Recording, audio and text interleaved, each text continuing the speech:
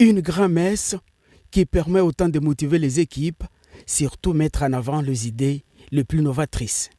Députés nationaux, sénateurs, membres du gouvernement, les chefs des regroupements et partis politiques de l'Union sacrée étaient autour du président de la République, Antoine Félix Tshisekedi Tshilombo, au chapiteau de la Cité de l'Union africaine. Les chefs de l'État ont commencé par faire la restitution du processus de Luanda, dont le président rwandais avait prié par son absence. Pour le président Tshisekedi, la RDC reste intransigeante à la discussion avec le M23 et tous les moyens seront mis en œuvre pour récupérer toutes les localités sous contrôle du M23 soutenues par le Rwanda. D'où l'appel à l'unisson pour sauver Congo-Kinshasa.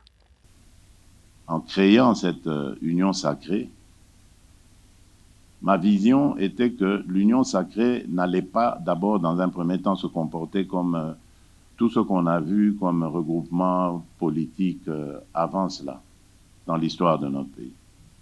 Je voulais qu'on se distingue, que nous ayons une attitude différente de ce qu'on a toujours vu ici. Une attitude altruiste, tournée vers l'intérêt d'abord de notre peuple. Moi, j'avais mis toute mon énergie, et vous le savez, à créer cette union sacrée. J'ai pris des risques, vous le savez, parce que nous étions dans une coalition. Et lorsque j'ai vu que cette coalition me tirait vers le bas et ne me permettait pas de servir mon pays comme je l'entendais, j'ai donc lancé un appel à mes compatriotes, appel auquel vous avez tous répondu. Mais moi, je ne lançais pas un appel au partage des privilèges.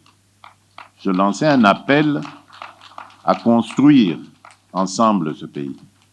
La plus haute autorité politique de l'Union sacrée a demandé à tous de se doter d'une nouvelle mentalité afin de répondre aux attentes du peuple.